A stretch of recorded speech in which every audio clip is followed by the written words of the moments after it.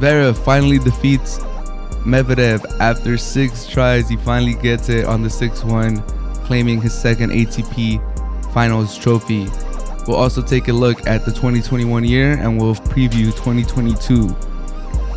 In the Premier League, Ole Gunnar is out as the coach for Manchester United after a defeat to Watford 4-1. Wolves beat West Ham. They are now 6th placed in the Premier League. In the NFL, the Colts humble the Bills. The Bills are stuttering. The Colts are on the rise. Jonathan Taylor for MVP. Chargers versus Steelers play a classic on Sunday Night Football. And the Chiefs are back. The Chiefs handle the Cowboys. They look like they're back. And LeBron James gets a 1-game suspension for his altercation with Isaiah Stewart, who gets 2-game suspension. All of that on this episode of the Hard to Handle Sports Podcast. Let's get started. Zverev defeats Medvedev in straight sets 6-4, 6-4 after losing 5 straight matches to Zverev, including once earlier in the week in the round robin stages and another in the semifinal of the Paris Masters. Zverev finally defeats Medvedev. He gets that monkey off his bag.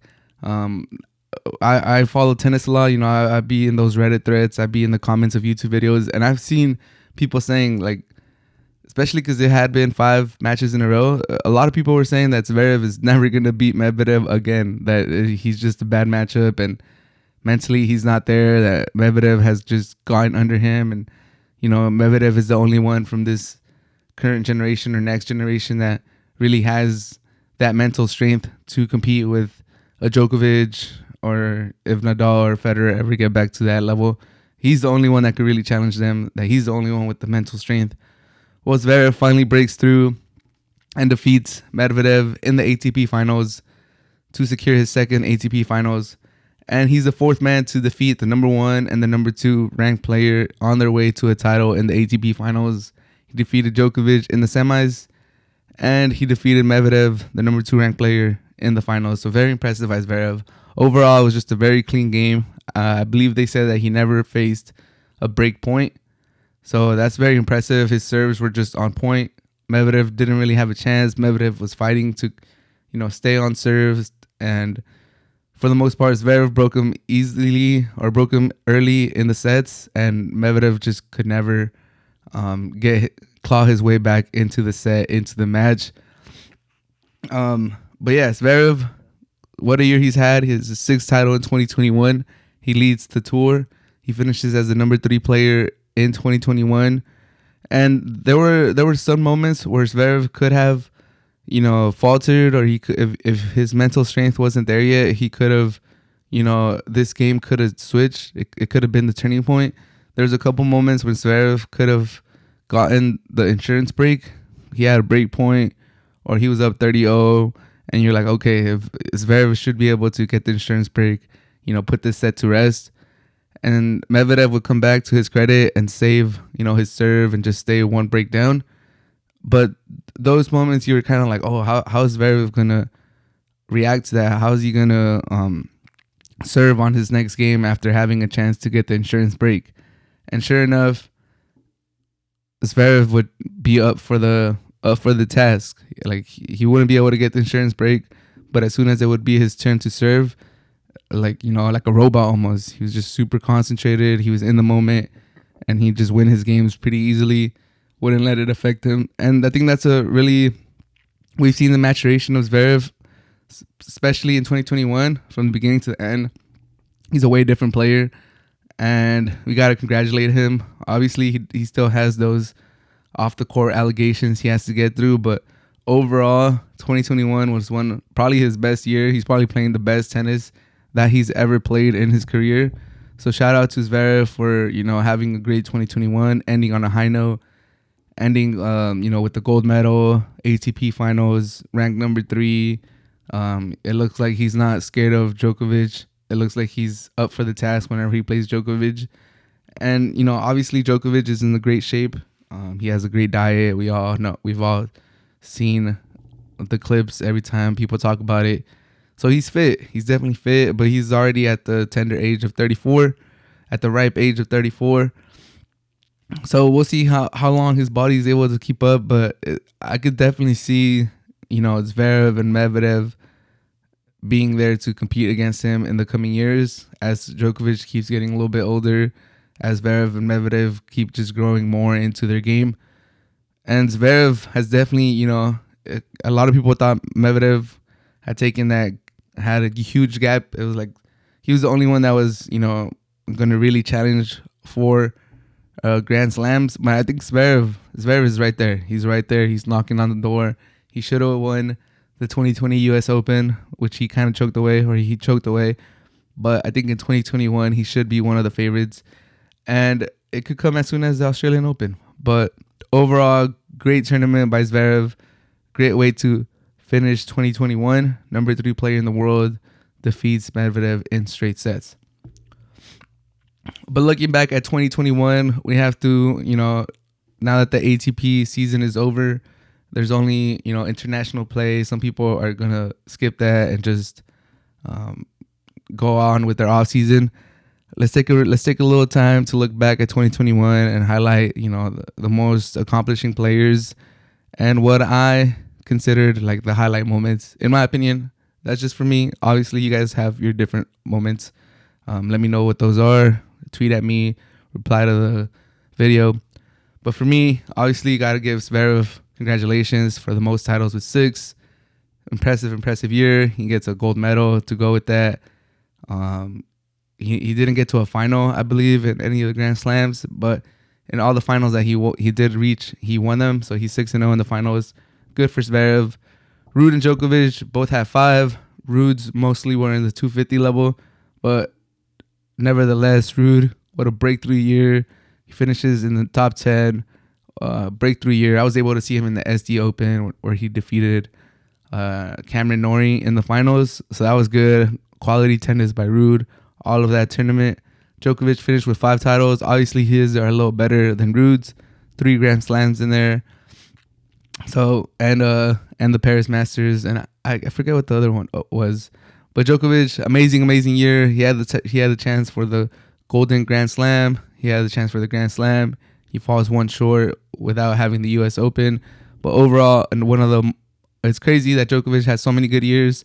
So you can't even say that this is his best year, or probably even his top 3. But nevertheless, Djokovic had a great year. So shout out to Djokovic. Shout out to Ruud for breaking through, having that many titles, albeit 250. But hey, he's the one winning them. There's other people that wish they had titles. So shout out to Ruud. Medvedev getting his first Grand Slam, defeating Djokovic, preventing the Grand Slam, the calendar Grand Slam. So Medvedev, that unorthodox form is getting him far into tournaments, far into ATP rankings. So shout out to Medvedev.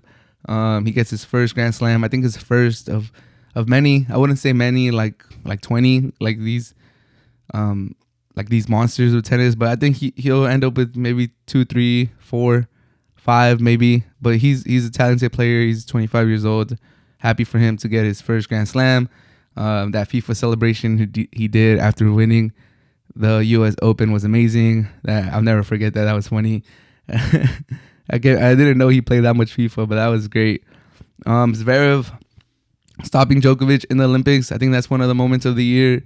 At that point, Djokovic was flying high. It looked like he might even go for the double gold medal in the Olympics. He was doing pretty good with the mixed doubles. He was flying through men's singles, and you just thought, okay, he's gonna win. He's gonna win one of them at least. He's gonna win one of them. Probably the men's. No one in the men's group looks like they're gonna stop him.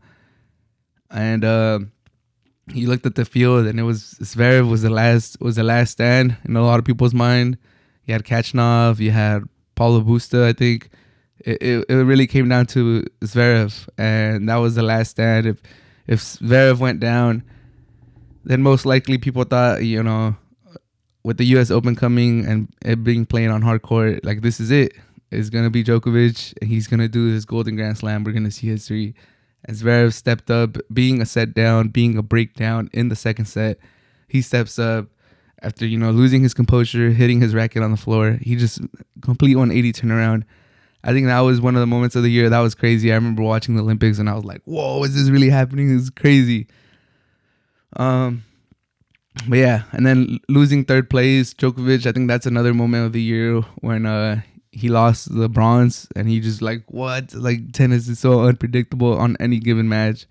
And when he didn't play the third place match for mixed doubles, that was like another like, whoa, what's going on? This is crazy. You gotta tweet about it.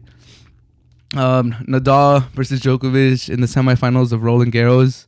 That was probably the third set was probably the best set of tennis I've ever seen. That was incredible.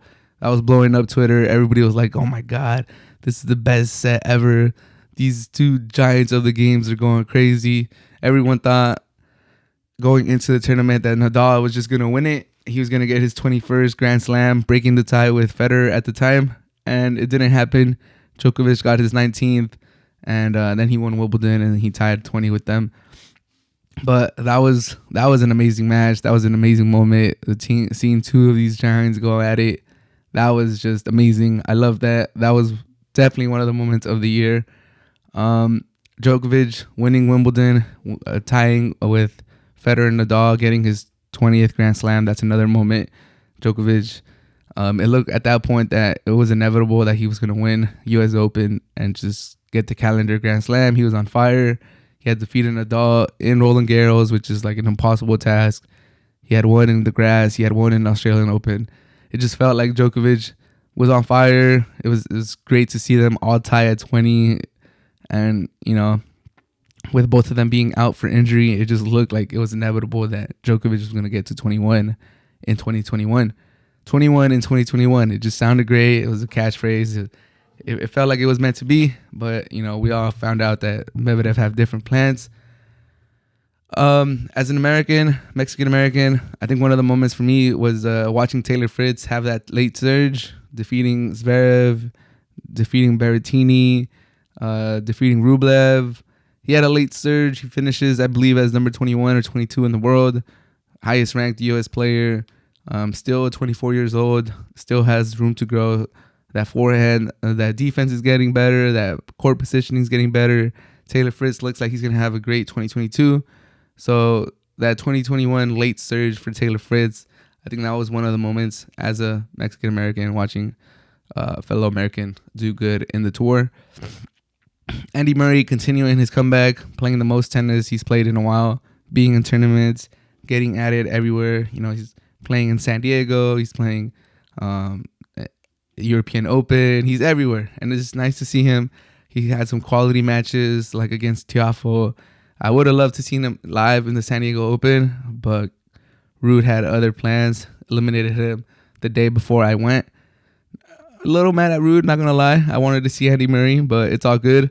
Andy Murray comeback, I think that's one of the moments for 2021, defeating two top 10 players in Sinner, and who's the other one? Hurkacz. I believe he beats Hurkacz and Sinner in like a 2-week span. So shout out to Murray.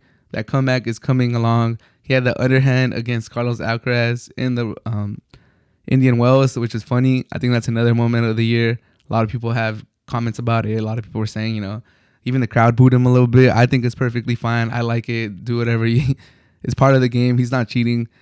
But yeah, Andy Murray comeback. It took another step in 2021. We saw a lot of Andy Murray on tour. He lost his shoes. He lost his wedding ring. It's just great having Andy Murray on tour, playing a lot of tennis, participating in a lot of tournaments. He's a great fellow. He has a good personality, and he loves San Diego. So he gets points for that, being a San Diegan. And speaking of Carlos Alcaraz, I think one of the last moments I want to touch on was just the Carlos Alcaraz breakthrough. He went deep into the U.S. Open, defeating Tsitsipas, and then he finished the year strong, going deep into tournaments and just looking like he belongs. He won the ATP Next Gen tournament, and I believe he's 19 now. He just turned 19, I believe. He's definitely the chosen one, the next in line. 19 years old, 18, 19 years old, from Spain, a wicked forehand, athletic. He could cover basically the whole court. So Carlos Alcaraz breakthrough in 2021. I'm going to end it with that one. Those are the moments of the year for myself. Obviously, I missed some. There's a lot of moments that were amazing. But let me know what you guys think. Do you guys agree with these moments? Were all these good moments for you guys? Which ones that I missed? Obviously, there's some good ones that I missed, but these are the ones that came to my mind as I was thinking about this podcast, this episode. So let me know what you guys think. Which were some other moments that I missed, and or that were special to you. They might not be special to everyone, but you might be a fan of someone, kind of like how I mentioned Taylor Fritz, late surge.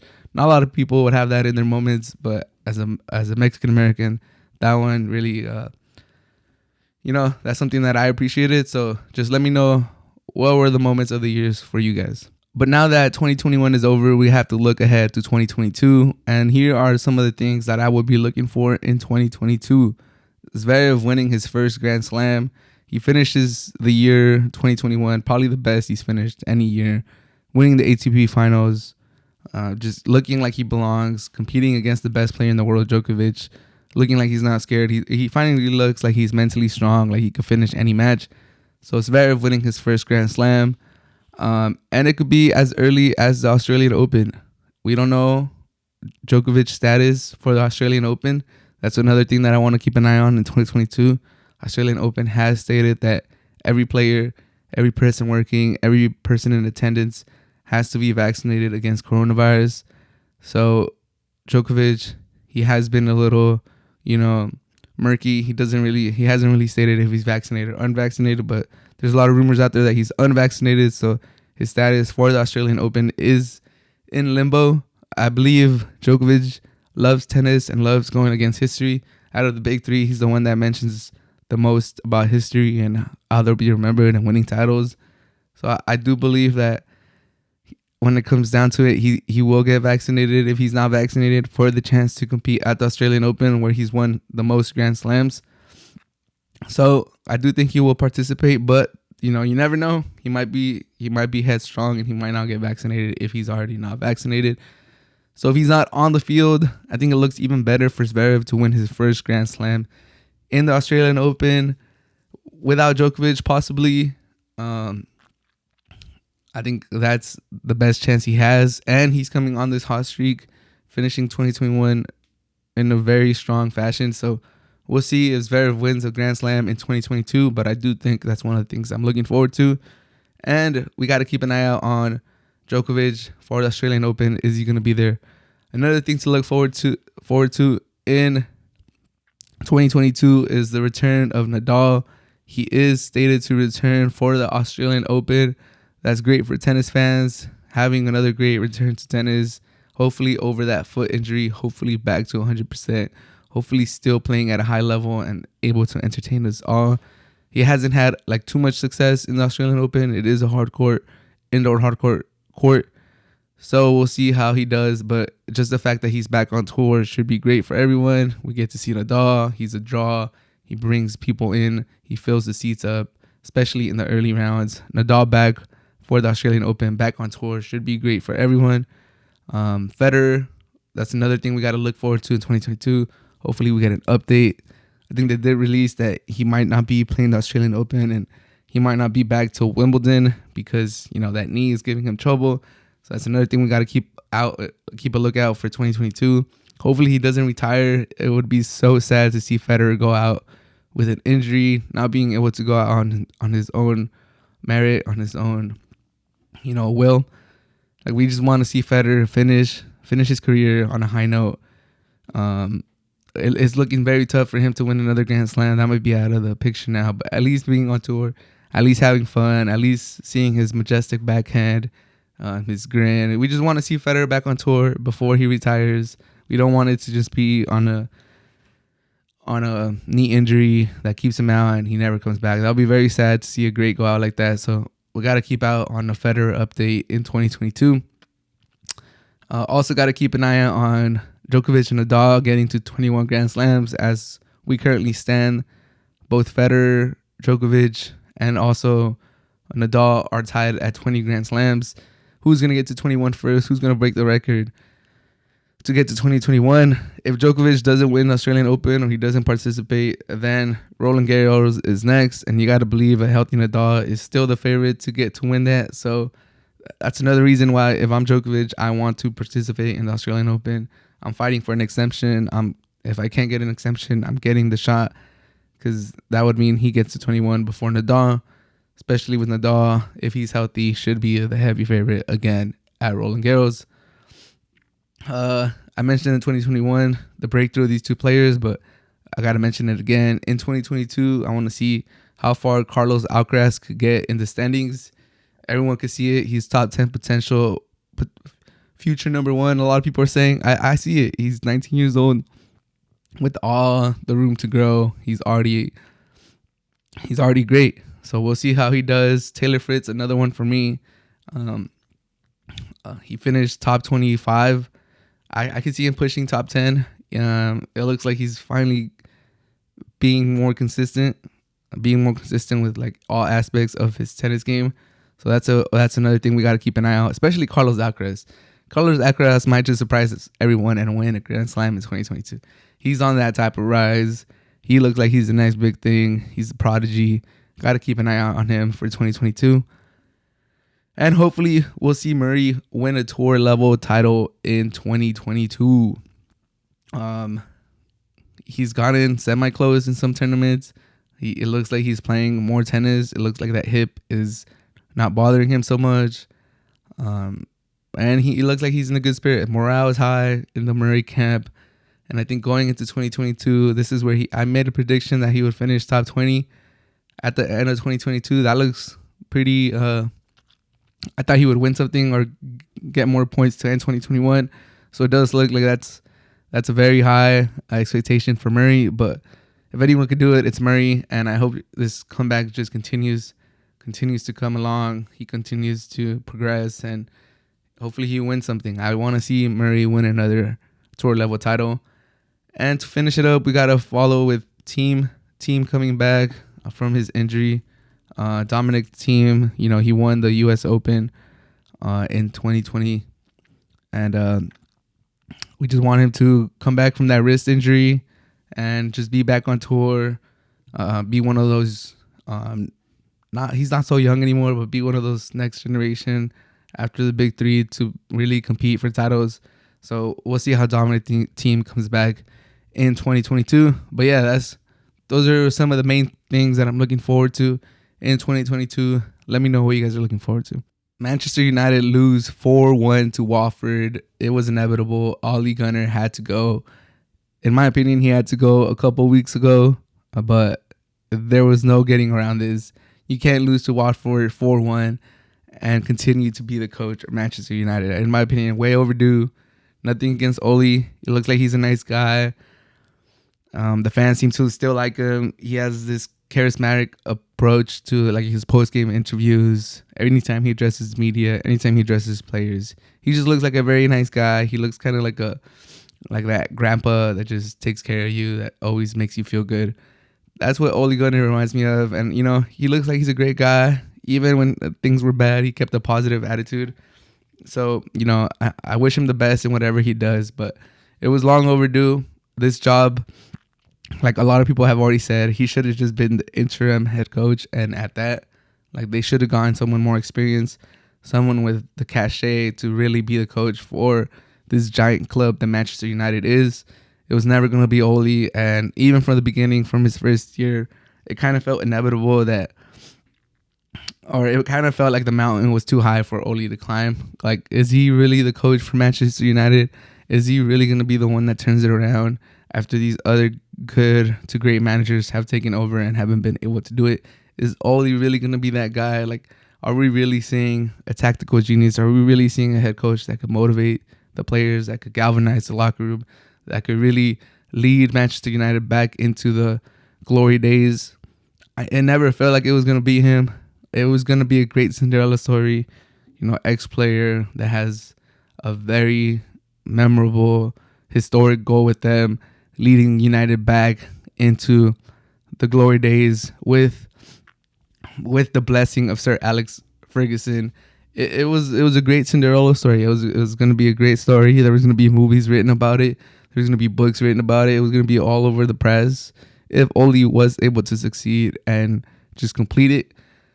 But it never looked likely. It never looked like he was going to be the one to do it. And Now he's off. The team needs a lot of help. Maguire, not just from the coach, but even top to bottom, their front office looks like they're lost.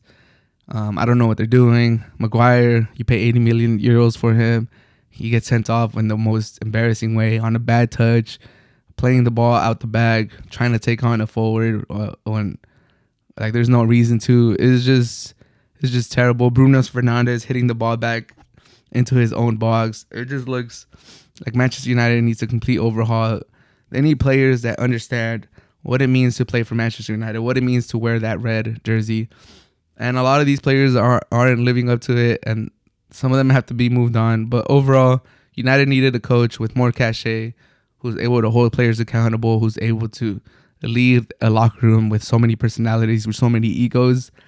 And you could tell Ole loves the club. You could tell Manchester United means a lot to him, but he just wasn't the guy for it, and it's okay. It's okay. I think people are still going to remember his goal. They're still going to like him.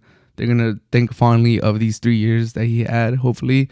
But it's time to move on. It's been too long since United has been a player for the Premier League, and it's time. It's time to move on, and we'll see who they get. They kind of lagged it to fire him, so they missed out on Conte. They could still get him if they offer a lot of money, and there's a stipend in that contract.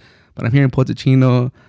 I'm hearing what's his name? I'm hearing Zinedine Zidane. We'll see what happens, but I think this was the right move. A little bit overdue, but it had to be done, and there's no going back.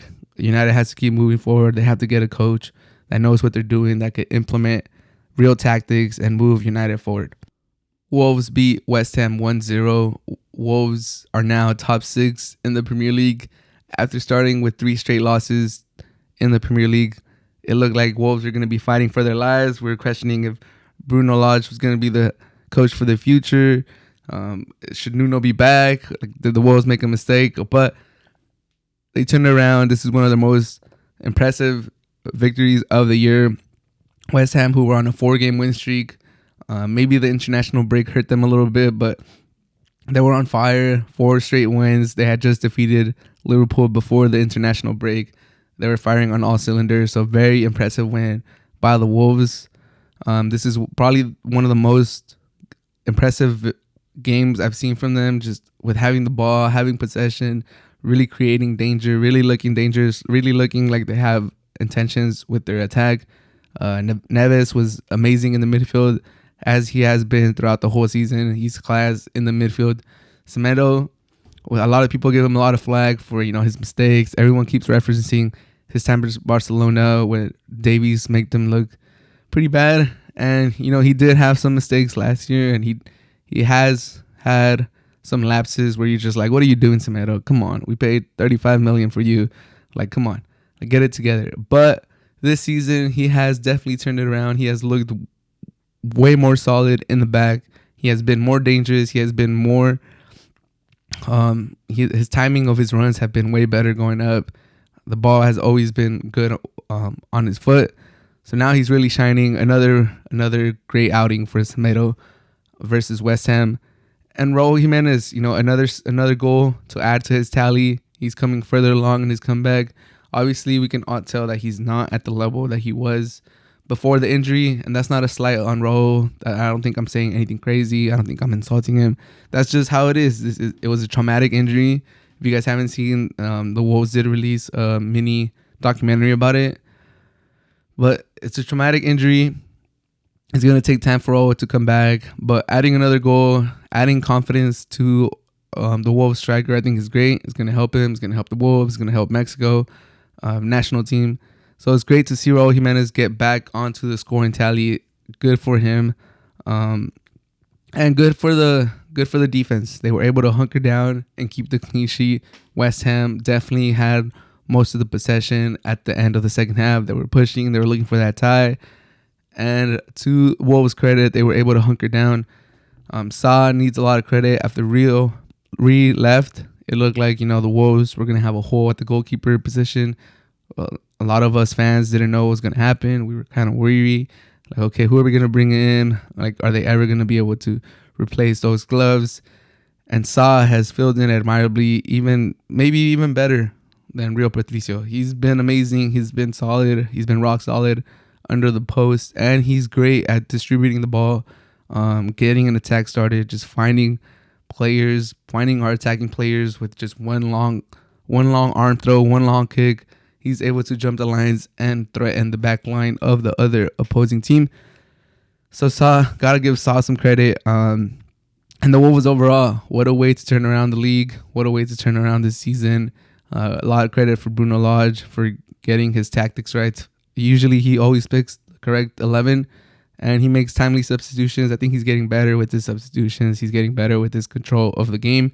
So I think it's all for Wolves. Top 6 and top 4 is not too far away. We could definitely look and see top 4 in the sights for the Wolves. The next 2 games are Norwich and Burnley. So there's definitely a chance to push for the top 4. And after that, it will be Liverpool. So can't have a lapse, can't have a mental lapse, can't look ahead of the matches that are right in front of you. So Wolves got to concentrate against Norwich this week. Handle that. Handle Burnley. And we'll see where we stand after that. But overall, impressive victory from the Wolves to defeat West Ham, who were on just crazy form before the international break. Shout out to Wolves. Shout out to Raul Jimenez, Neves, Semedo, Bruno Lage. Amazing victory. The Colts humble the Bills 41-15. Jonathan Taylor runs rampant on that defense. The number 1 defense in the NFL. The number 1 scoring defense in the NFL. Jonathan Taylor for MVP. 5 touchdowns. Crazy stuff. Don't look now, but the Colts are back. They're 6-5 now, and they are looking dangerous. Wentz, he's susceptible to having, a lapse or 2 every game where you're just like, wow, why did he throw that? And thankfully this year they have not turned into interceptions. So his numbers look good. It looks like he's doing enough for the Colts, but they're definitely on their way up. The Titans lost this week to the Texans. So the division might even be in grasp. We'll see if the Titans falter, but the Colts are back. They're looking very, very strong. Jonathan Taylor is the best back in the NFL right now with Henry being out with injury. Jonathan Taylor for MVP. He's carrying that Colts team. He's carrying a lot of fantasy teams. The Colts are back. Very impressive stuff. They do have a very tough schedule, so we'll see how they're able to get through it. But they passed their first test against the Bills, and the Bills are falling apart. The Bills were the 2nd seed in the AFC, and I think I checked the standings, and they're now the 7th seed, which goes to show you how tight the AFC is. 1 win, 1 loss could just push you up and down the rankings. But the offense has looked abysmal. I thought after losing to the Jaguars, they were going to get it together. I thought the Bills were going to ride the ship. They were going to correct the stuff. They were going to fix things, and they were going to look better. But they have not looked better. If anything, they've looked worse. That offense, who a lot of people touted as the best offense in the NFL last year, Josh Allen, Stephon Diggs, Cole Beasley, Emmanuel Sanders, Moz, Singletary, Knox.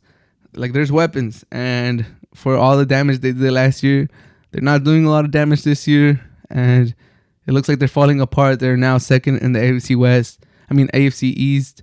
They're 7th in the AFC. What is going on with the Bills? It's crazy stuff. Bill fans, break it down for me. What's going down? What's going wrong? Is it Josh Allen? Josh Allen is definitely not playing like he did last year. He made his money. He has a huge contract. Some people were saying that it was too early. Some people saying it was just right. The Bills haven't had a quarterback like Josh Allen. But this year, you would have to say that, he's not really living up to that contract. And there's still a lot of time. He can still turn it around. He was the MVP favorite for a little bit, so it's not like he's having a terrible season. But you would have wanted him to repeat a season like last year after you pay him that much money. You would want Josh Allen to be, somewhat close to the year he had last year. And we haven't seen it, and hopefully we see it, but the Bills look like they're just falling apart. It looks like they're on a cliff, and for their sake, hopefully they can turn it around. It looks like the Colts and the Bills are going in complete opposite directions. The Bills are going down. The Colts are going up. We'll see how they finish, but Jonathan Taylor, 5 touchdowns. Crazy stuff. I have him in my league, in my fantasy league from San Diego, and he carried me to a victory. Didn't carry, I won pretty easily, but I still enjoy the points. Shout out Jonathan Taylor, 5 touchdowns. The Bills get routed by the Colts. Chargers versus Steelers play an amazing Sunday night football game. 41-37 victory for the Chargers. What a game. Sunday night, special, Sunday night classic. It looks like the Chargers were charging the game away. To put it in a term that everyone will understand, the Chargers are charging. We all know the heartbreak losses that the Chargers experienced, the blown leads, the missed field goals. It looks like they were doing it again. Obviously, we got to give credit to the Steelers for fighting to the end with all the injuries that they had on defense. Missing Watt from their line, but they fought to the end, and it looked, from my point of view, starting the fourth quarter, the Chargers were up 27-10, and they had scored on basically all their drives. And it just felt like if the Steelers don't score a touchdown right now to make it 27-17, this game's done. Their defense hasn't been able to stop the Chargers, and I got to give them a little bit of a pass. They have a lot of injuries, but it is what it is. Just for this game, it just looked like the Steelers are not stopping the Chargers. They're already down 17. If they don't get a touchdown to cut it to 10, this game is done. Because at best, they're going to hold them to field goals. And that offense is not looking that great for the Steelers. And so you understand where this was going. It was like, okay, this game, they got to get a touchdown. And when the Chargers held them to 3 to make it 27-13, 2-touchdown game, you kind of felt like the game was getting out of hand for the Steelers. You're like, all right, Chargers are going to get the ball. They're going to go down the field like they've done the whole game. At least get another field goal back. And now it's a 3 possession game. And you're probably like nearing the middle of the fourth quarter, and it's probably game over. But the Chargers started charging, and they get a block punt that they down inside the 10. Najee Harris scores a touchdown. Now it's 27-20. And now the Steeler fans are getting loud at SoFi Stadium. And it looked like there was more Steeler fans than Charger fans. They were waving their terrible towels. You felt like the Steelers were back in the game. And you're like, okay, how are the Chargers going to get out of this? They need to, put some points on the board. They need to quiet the fans. It's just crazy because they're at home, but they need to quiet the Steeler fans after having that block punt, after Najee Harris cutting it to a 7-point game. And to the Chargers' credit, they go down the field and they score a touchdown. Austin Eckler got his 4th touchdown. Shout out Austin Eckler for a great fantasy game. A great game overall. And they scored Austin Eckler's 4th touchdown, making it 34-20. And you're like, okay, is this it? Like, we got to see the Steelers drive down the field all again, especially because they haven't really done it this whole game. They scored their last touchdown from inside the 10 because special teams. But to the Steelers' credit, to Big Ben's credit, he drives them down the field pretty quickly, scores a touchdown. Now it's 34-27, and the pressure goes back to the Chargers, and the Steeler fans are super loud at SoFi Stadium. They're waving their terrible towels. You're like, all right, they did it once. Are the Chargers going to be able to get out of this situation, score some points, quiet down the fans? And to my surprise, they weren't really running the ball. They came out throwing the ball heavily, and Justin Herbert gets a ball tipped in the line, ricochets up into the sky, gets intercepted. The defense gets another turnover, puts the ball back into the Steelers' hands on the Chargers side of the field. And next thing you know, you blink, and the Steelers score a touchdown. Tie game, 34-34. And you're like, wow, how is this happening? The Chargers are charging up 17 in the fourth quarter. Like, they showed a stat of how many times you win and how many times you lose. And it was so skewed towards the winning side, and you're like, wow, the Chargers are really gonna blow this. So once the game is tied 34-34, the Chargers need to score.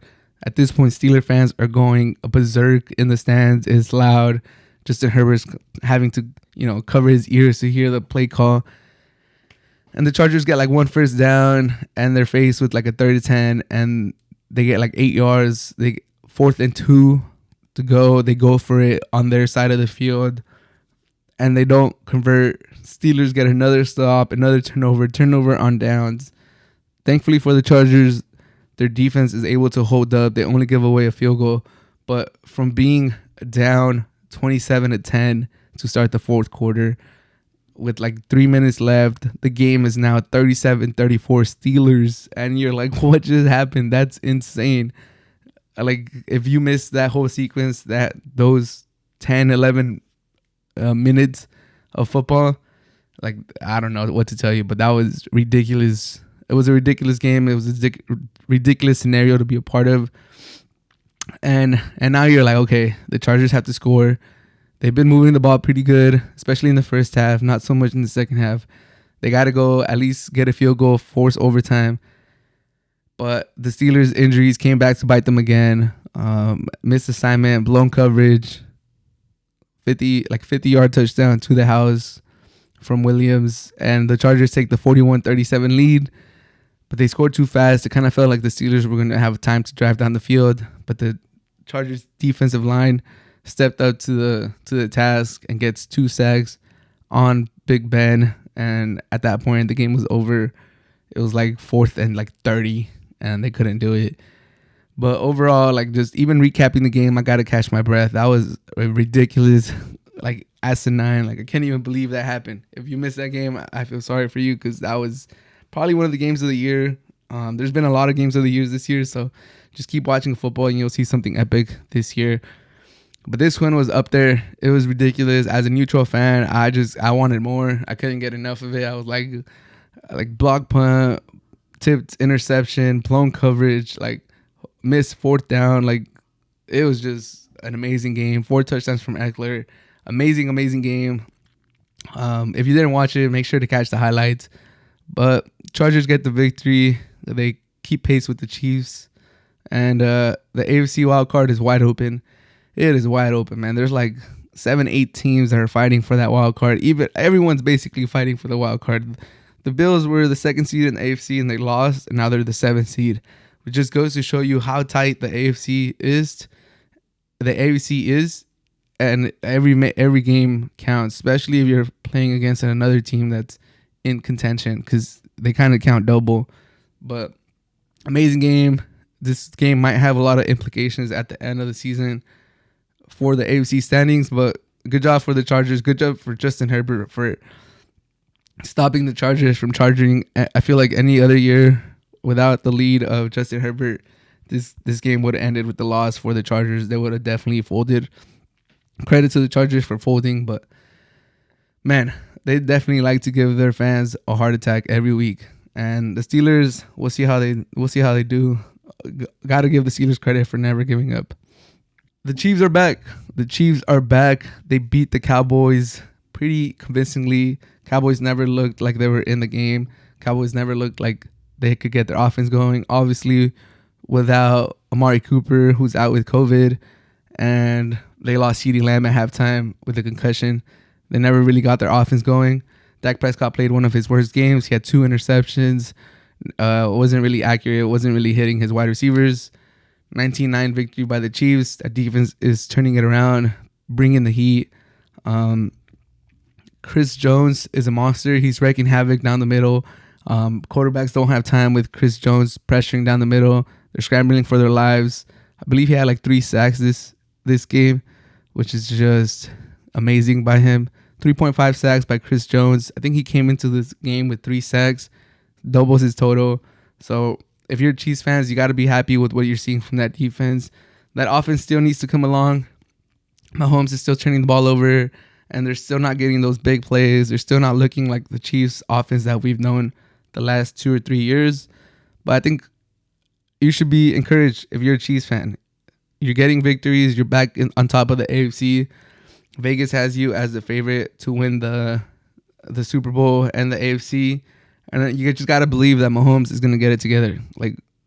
He's had a rough stretch, and he's not looking like MVP Mahomes or best thrower of the football Mahomes or the best quarterback we've ever seen grace the football field Mahomes. But you got to believe that he's going to turn it around. This offense is going to come around.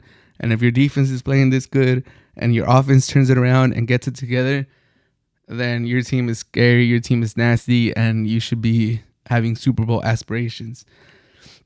So after not having too many convincing wins, you beat the Packers without Aaron Rodgers, you beat the Giants, you beat the Raiders with the mess that they're going through.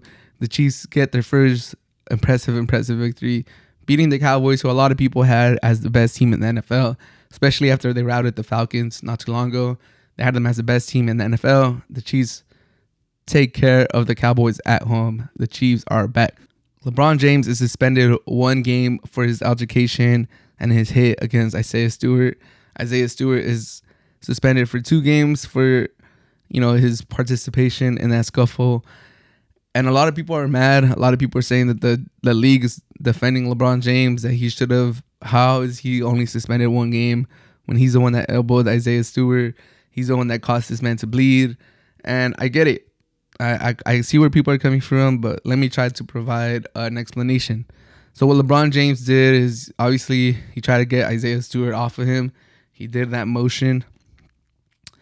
He hit him. He hit him in the head. I don't think he wanted him to bleed, but he did bleed. He hit him in a sensitive area around the eye. Started bleeding. It looked really bad because the blood was just dripping down his face.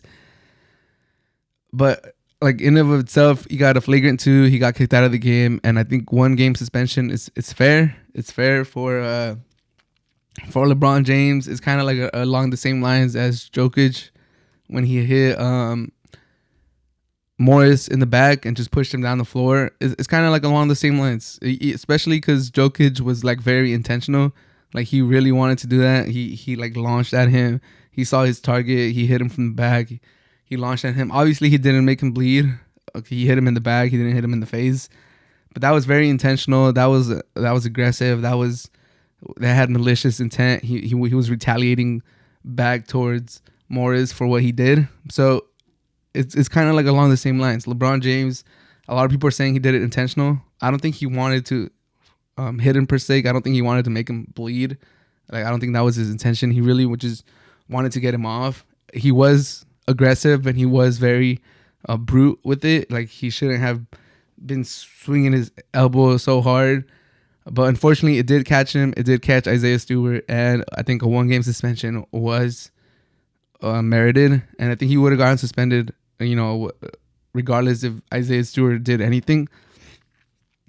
But that's where the 1-game suspension comes. If you want LeBron James to get suspended 2 games, all right, I kind of see it. But I would put it like along the same lines as Jokic, MVP getting suspended.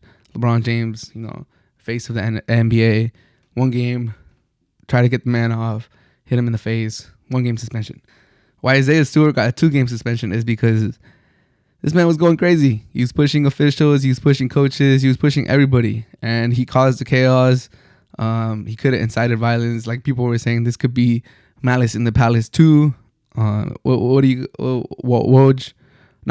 Bob Perez was saying, what would he call the Little Caesars Arena? What would be the Little Caesars Arena equivalent to the Malice in the Palace? Like this could have gotten out of hand very quickly, and mostly because Isaiah Stewart wanted to, start something with LeBron James after he got hit in the face. And I get it. This man caused you to bleed and you don't like it, but he did push officials down. He did, tackle some people down. He's causing a lot of ruckus, and I think that's why he gets the 2-game suspension. The NBA doesn't want that to happen. The NBA doesn't. I know for a fact the NBA doesn't want the Malice in the Palace to happen again. And these type of actions are the ones that would stir something like that again. Obviously, LeBron James shouldn't be elbowing players. You don't want to see him, make players bleed.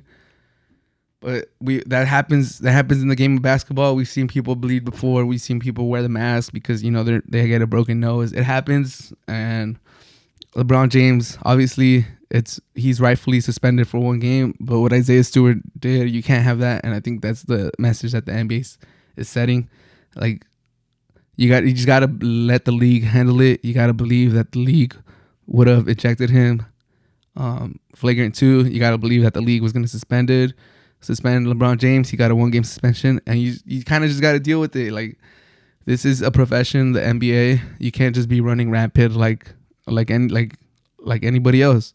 You kind of just gotta take it on the chin and believe that the NBA is gonna handle it. And maybe if you play him again down the line, you take a shot at him or you foul him hard or something. That's how you do it if you don't want to get fined, if you don't want to get suspended. But Isaiah Stewart just wanted to get revenge.